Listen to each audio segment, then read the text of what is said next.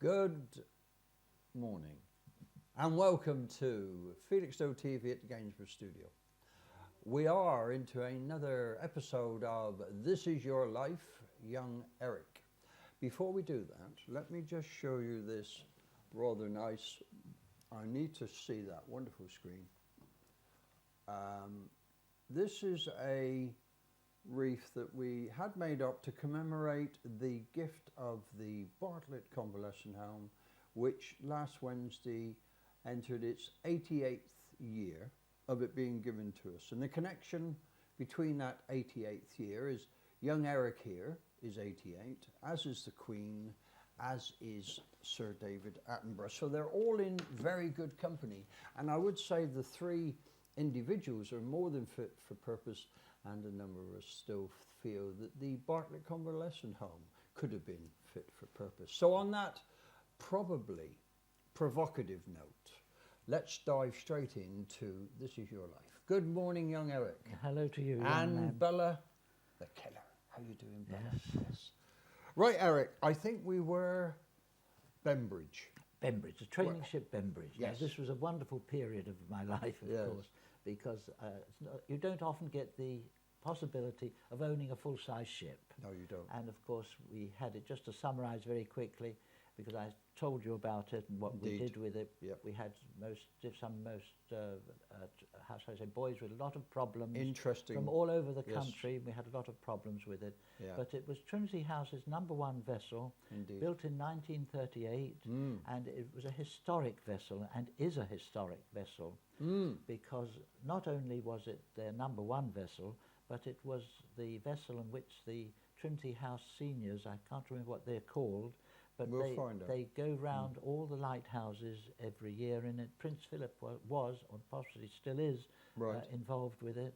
And of course, when they had the NATO procession coming from Portsmouth, the naval one, all the naval vessels, Oh, right. and what's it, who led the procession?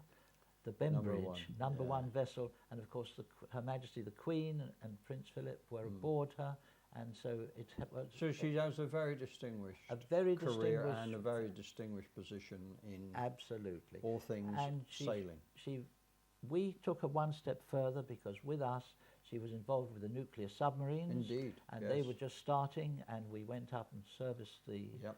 nuclear submarines at Loch Finn in Scotland. And all of that, and, yes. And which we had a marvellous time, and the boys did sterling service. Indeed. And it just shows what can be done if the boys are given the opportunity and the scope to do Indeed. something where they can learn. The boys have gone all over the world and done very well for themselves. Good. But one of the problems, of course, from our point of view, was that the men who could run a vessel Quite. weren't capable of dealing with these difficult boys. Right. And the people who could deal with the difficult boys Couldn't weren't run. capable of running a vessel. That's the so problem. we had, I can't remember, but a couple of years, I think, and we served her time. She served her time with us, but then we discovered that this supervision problem was really insurmountable. Right. It was really very difficult. It was the ideal situation, Yes. because if Yeah. the boys misbehaved, as they frequently did, and they fell out with the people of Brother, the town, off you go. off we go to the next town. which And was- upset them for a little while. Oh, no, And no, then on no, to the no. next. They Yeah. were very good. They Yeah. were very good. But So if the they point have a was, focus. they have a focus. But at that point, we decided that we must get rid of her. Okay. And so the North Sea Oil was just starting up. So there she started yet another chapter of her In her life, life, yeah. because we had two men I saw them coming up the gangplank, Oh, and right. it shows you how you should never judge people by their appearance. I saw these two shabby men coming up the gangplank. Yeah.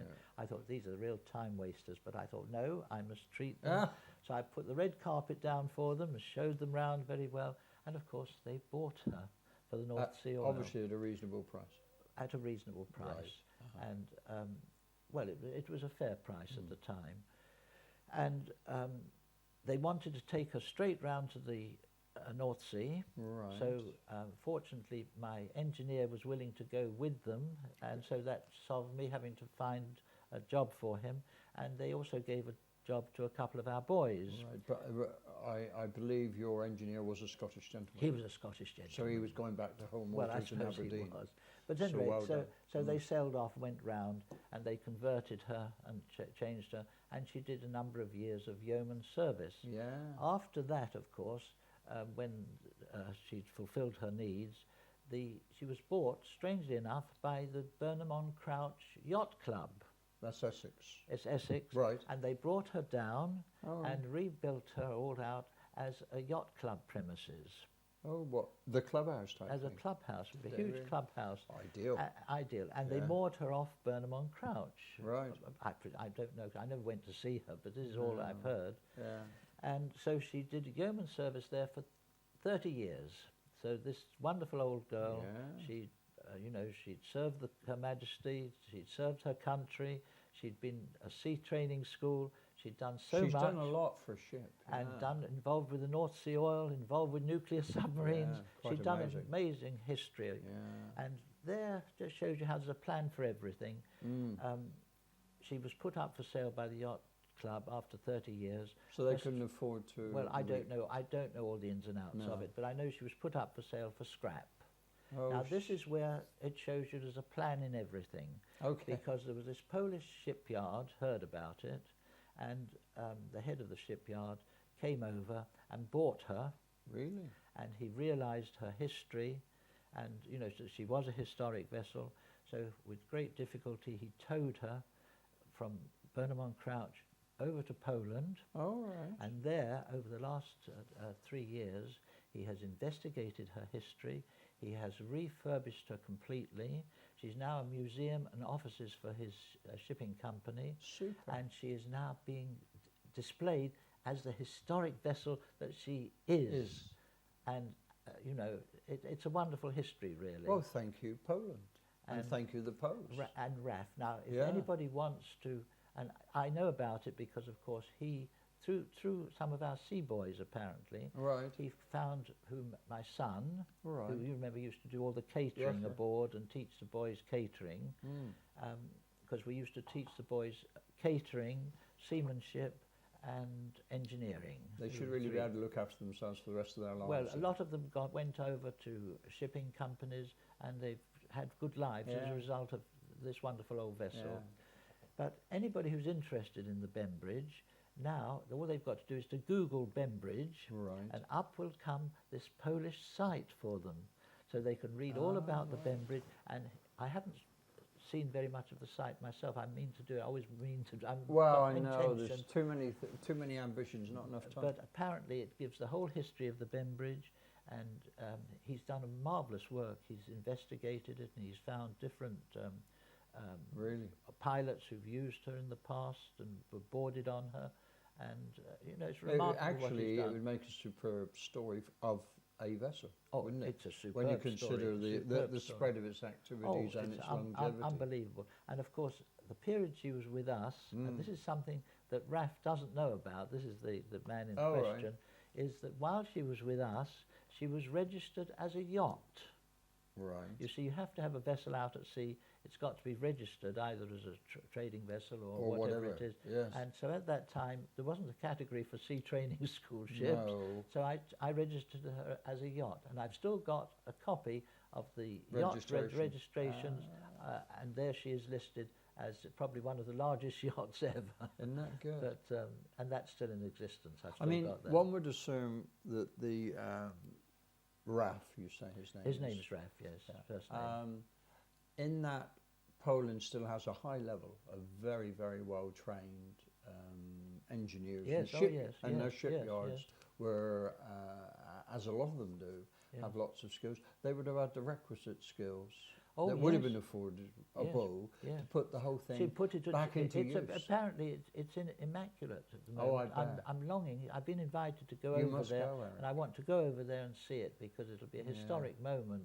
What they could do, of course, is sail across here, pick you up, Oh, and sail back. no, I think that would be asking a bit too It much. might, but then they could go down to, it's Falmouth now, isn't it, where we've got the National Collection of Historic Ships. Yes, yes. They could have a little courtesy Yes, call but you there. see, I think the engines were taken out when she was well, that would when give the them the Burnham on space, I Crouch. suppose, Yes, wouldn't it? so Yeah. but I mean they had wonderful engines, Yeah. and they were taken out when she was in the yacht club. But we do need sort of these significant and one-offs, don't we? Yes. It's a little like when we walk along the prom and we see some of those cars, well, of your child, Well, my that's child, right, and it takes you back, and you Of look at course it and it you does. think, what a wonderful creation. You know, Yeah, you look at yeah, an E-type yeah. and you think that's virtually a work of art. It But is. the thing is, here we've got a wonderful vessel, a historic vessel, and the joy is that she has been restored and she's still available to everybody. So I recommend So people do that. to get in touch with the So what we do, Google Yeah. Bembridge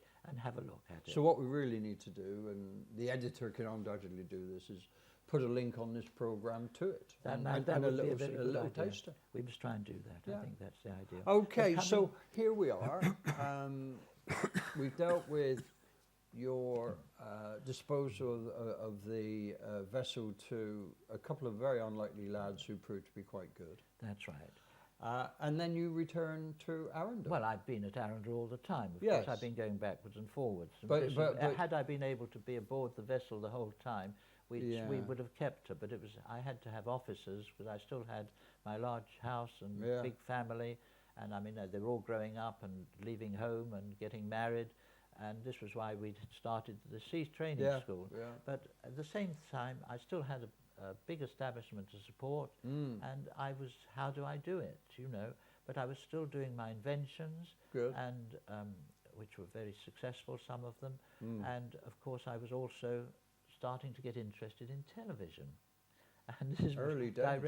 direct link. It was the BBC were black and white. Yeah. And my father had one of the first televisions. In fact, we saw our present Queen's coronation on television. Yes, that was a big and drive, wasn't it? It was one of the few televisions in the street, in effect, that had television. People came in Right. far and wide to have a look at our television set. That But was- coming back to Arundel Priory, we had a chapel there because it had been a convent for 100 years. It had 70 rooms. It was a large property. And so in the chapel, I set up a film camera, and I thought, well, I want to get involved with this new television Right. thing. And so I set up a film camera, and I filmed myself talking about my inventions. One of the first And- selfies. Absolutely. And I sent it to the BBC. Oh, Now, they were kind enough to invite me down to Southampton right. to help to present a series of programs called Pure Invention. Oh, magic. Well, pure invention. Yes, Yes, yeah. not magic. No, Pure I mean invention. magic in today's Yeah. terms, but good news. Pure invention. And of course, this I love doing, and it was very successful. It was a series which was the forerunner. This was in black and white, of course. It was the forerunner to Tomorrow's World. Yes, I can see that. There was a little bit of scripting to it, but it was all done live to the camera, and it was amazing. So we I have always- no record of these. No, I don't think. I don't think copies. there was no recordings done of it at all. And you see, the same thing applies because at that period, I think we covered where I knocked 5 hotels into one, Yes, and made yes. the Shoreline Club and Caribbean Hotel. The BBC were the first people to have all-night raves because Yes, we you gave said. these yungsters the things they wanted, but Yeah. under proper supervision. Yeah. And the BBC sent cameras down and stayed with us all night for an all-night rave. Oh, right. And they had it all night, Yeah. and it won a prize. And they sent it out all over the world, copies of Oh. it, of this Yes. all-night thing. But there again, I don't know whether any of these exist still. Well, we so can it's- put out an appeal via Felixstowe TV. If you've got a record of a rave in Bognor Regis in the Let us know. 60s, give us a copy. Thank you very much. And we go back. Yes. So there was, as I say, but the last program of this series of Pure Invention, they said, we want to do something different. The director discussed it with me, Oh, and right. he said, I'd like to do something different for the last program. And I said, well, I've got something which nobody else has seen. And Right. I said, this is a radium bottle. Now, in 1903, I think it was, Yes. Madame Curie Did the separation. found the radium, and this was a product which had been made. It was like a pad, and Right. it contained an enormous, I think it's 2% radium or something ridiculous. Right. And so I said to the director, I said, get a Geiger counter, borrow a Geiger counter, and we'll produce it on television and run the Geiger counter over it. Now, I had got it because a nun of a nearby convent where we sent the children to school, the head one, I've got a name for Mother her, Superior. Mother Superior. She called me in one day and she said, this has been left in a will to one of our sisters, and we're worried about it with radium. And she said, would you like it? And I said, yes. She said, you know, I had an inventive mind and I was into these things. Right. And I used it all the time. And my mother-in-law used it all the time, had aches and pains and everything. We'd always use it, found it very, very advantageous. And It you're was only wonderful. 88. I'm only 88. But so we had brought this out, Right. and the director very cleverly brought a doctor along and different experts. So we put this thing on the table, ran the Geiger counter over it with an expert doing it, and the thing went mad. It went bzzz, all over the place. Yeah. And the doctor next to me jumped up and Did a runner. So they removed the radium bottle, and he came back. And I said, well, why did you go like that? And because don't forget, this was live. Yeah, well, yes, quite. Why did you go like that? And he said, well, that amount of radiation in a hospital would need, I don't know how much shielding.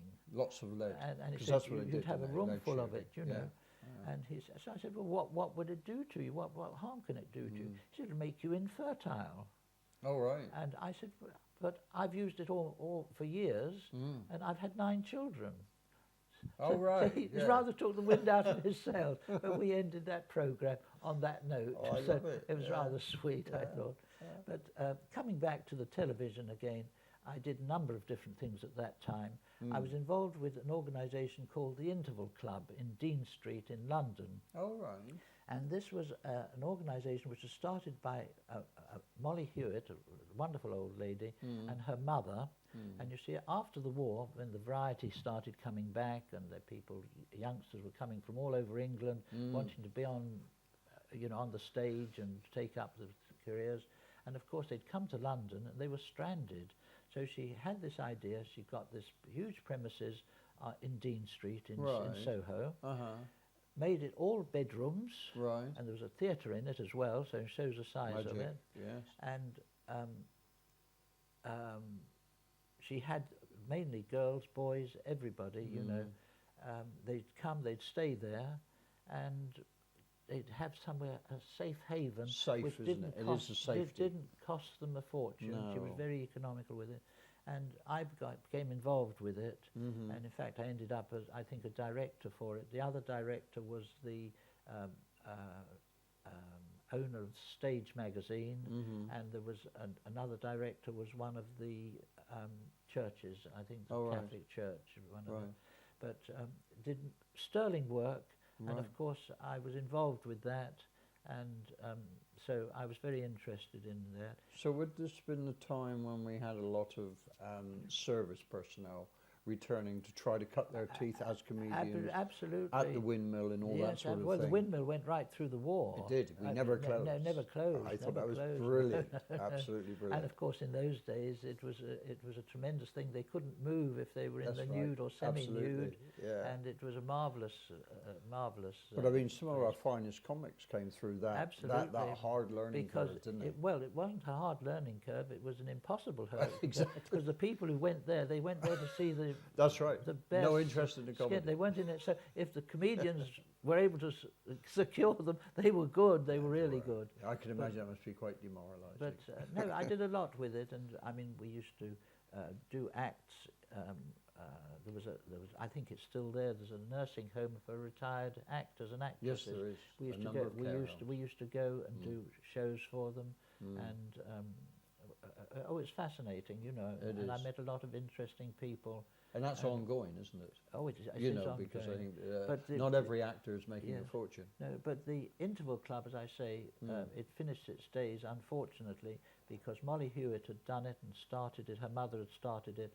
But it just shows you sometimes committees aren't ideal, because I was outvoted and Molly was outvoted by the other directors, because they thought that it was should be closed down. and it closed because of it. And Molly didn't last very long afterwards because it was her whole life. Oh, so it was dear. very sad. Yeah. But I've still got some money which I want to put and make a little memorial for her. And in fact, a month ago, I went up to Dean Street. A little blue plaque. There's a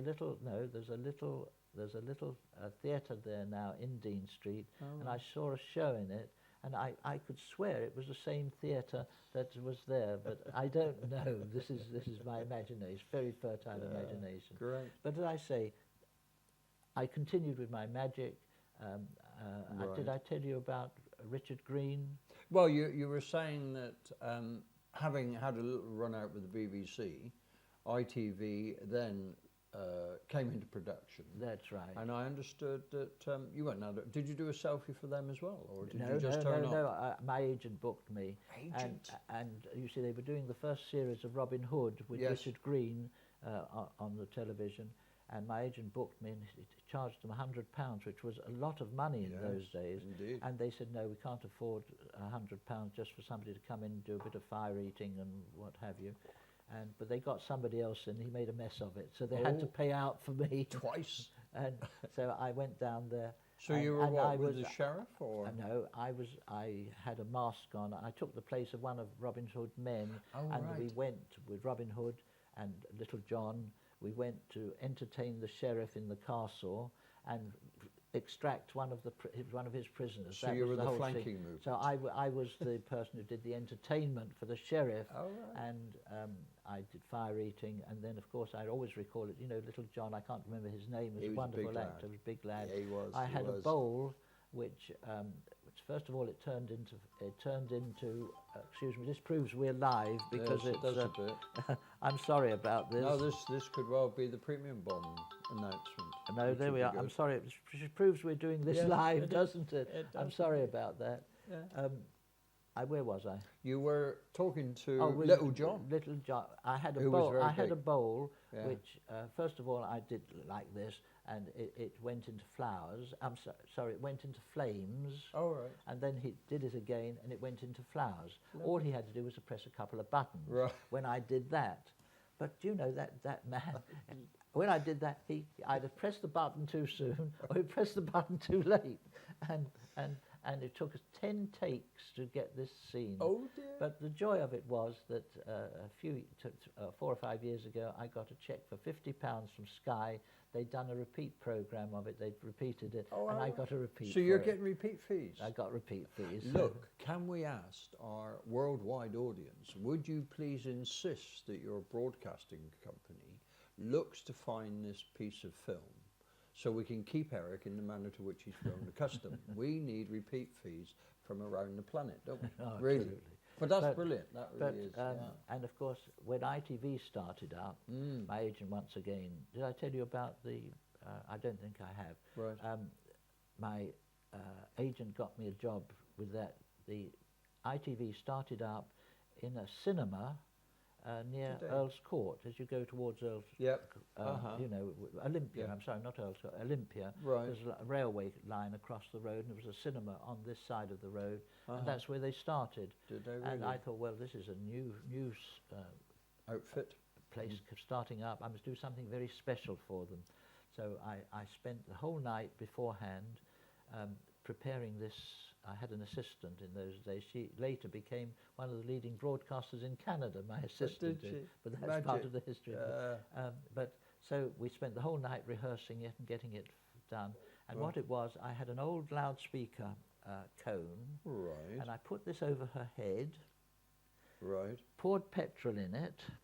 Set fire to it. In the studio? In the studio. Right. But in those days you could do those I was trying things. to think, yeah. And I had a frying pan, put it over the flames, broke an egg into it, and fried the egg on it, just to prove that the heat was there. Oh, brilliant. I'm not going to tell you how it was No, done. don't. It was pure trickery, I can promise Yeah. you. And then I was able to take it off, and there she was. She did her bow, and that was that. It's never been done since, and unfortunately it wasn't recorded, but it would be lovely to have had Wouldn't that. that be? So I could reproduce Who it. Who ate the egg? Oh no, I don't remember what happened to the It egg. just disappeared. Right. At any rate, so you know, I was doing these different things which all came together. They were all about the same period, and it was a wonderful period because You must have been very, very busy. I was busy. Yeah. I was always busy. And your agent obviously was effective. He earned his 10%, 20%, Well, 30%, yes. whatever. Well, I can't you remember know, what it I mean, was now. Some of them But took close to I that. was going to put on my own show called the Foti Show. Oh, right. And in fact, I had a contract with Moscow, Mhm. and but due to various family circumstances, we didn't go ahead with it. And I went off away from the theatre, so I didn't do so much after that. So really, at the time you're talking about, the end of the Pier Show and Rep was still pretty strong. Oh, Variety All was still going, over the country. It was going strong, but then of course there was the decline of Variety. Oh, yes, it did. And where they went wrong was, of course, Variety was a family thing. People used to go, and of course the television, the growth of television cut down on the variety. You see, in those days, a man could have an act, a 7-minute act, and he would last his whole working life with that one act. Yes. And it was, I think it was 140 theatres. It took you a year to go around the full circuit. That was a done job. But it's such a shame, you know, because then the theatres went over to, how shall I say, sexy shows, and that alienated the family audience, and then of course they started turning them into bingo halls and into. But I mean, I remember the last time I went to see Joe Pasquale. He was doing some tryout stuff in the Spa Theatre. Was he? Yes. And I think that was before his television series. And what he did, he worked it up in the theatre. Yeah. And then he did some tours around, where he always got a good response. He's a very good impressionist, whatever. But he was saying, I think I read an interview, the appetite and the consumption of what is being done, as you were saying, your act could carry you at least for a couple of years. A couple of years. They used to do it all their lives. They used to do it all their lives. One act all throughout their lives. But now 40 it's years just life. one signal evening, and then they've got to do it again. I know. You know, and a number of very good writers must be. It's an acquired art, isn't it? The writer for the comedian for whatever. So we are very, very hungry to be entertained. Yes. Well, television is rather like a bucket with holes in it. You fill it up and it's gone, and you have to keep filling it. There's a song like that. Well, that's right. But this is one of the reasons why Felixstowe Television is fulfilling a good local need, because we not only have the shows, but we are training people. And sometimes the quality isn't quite as good as it should be. No, but the never experience mind, and the it's giving the exposure. experience to people, and we've got people who started off with no knowledge at all, and true. Today they're experts. Well, all because of Felixstowe Television. Well, there's me and there's Bella. Bella's now could be, if she would wake up, she could be a wonderful. But we're still looking for volunteers. Yes, we and are. Unfortunately, they're coming in fast and furiously, and hopefully now we're going to get more volunteers, and we're going to relaunch Felixstowe Television as a new feature, and it's going to be tomorrow's local paper. That's really what I like that. Now, we've got a couple of minutes, and let's deal with not your life as was, but as is now, because you, I believe, visited for the first time the Suffolk Showground whenever you went. I went on Wednesday. And how did you find it? I found it marvellous. Well, I love these. Of course, you're a youngster. You don't remember all these old county shows. But this was the big. This was the annual feature for all farmers. The farmers used to go to these shows. Yeah. The main thing was to see the equipment, and to show off the animals, and they could find display their animals. Yeah. And of course, the Suffolk show in here still does that. It does that. Absolutely amazing. There was all the wonderful old farming machinery, yes, new farming machinery. Some of the size of it today is unbelievable. Yeah. And of course, the Suffolk punches. Beautiful, aren't just they? To finish on a good note, do you know how the Suffolk punch gets its name? No. There was, in those days, in Victorian days, punch was made in a puncheon, which was a 90-gallon container. Oh, right. And a Suffolk punch was as big as a puncheon. And we made Norfolk punch, which we'll be coming to later on in my life, and that Norfolk punch was made in a puncheon. So there we finished. There's a connection. Well, that's lovely. All I was going to say, the thing that I thought was superb, and the children absolutely loved it, was the hatchery. I don't know whether you saw Oh, that. I did that. But they Held had one the of ducks and the yeah, chicks. and they were and you you held couldn't them get in there. You held them in your hand. That's right, yes. and they loved it. Yes, I so took a photograph well of done to Suffolk Yes. Agricultural Association. Thank you very much for joining us today or in the future, and join us again hopefully next week for yet another episode in the never-ending This Is Your Life with Eric. Thank you, Eric. Thank you very much. Bye-bye.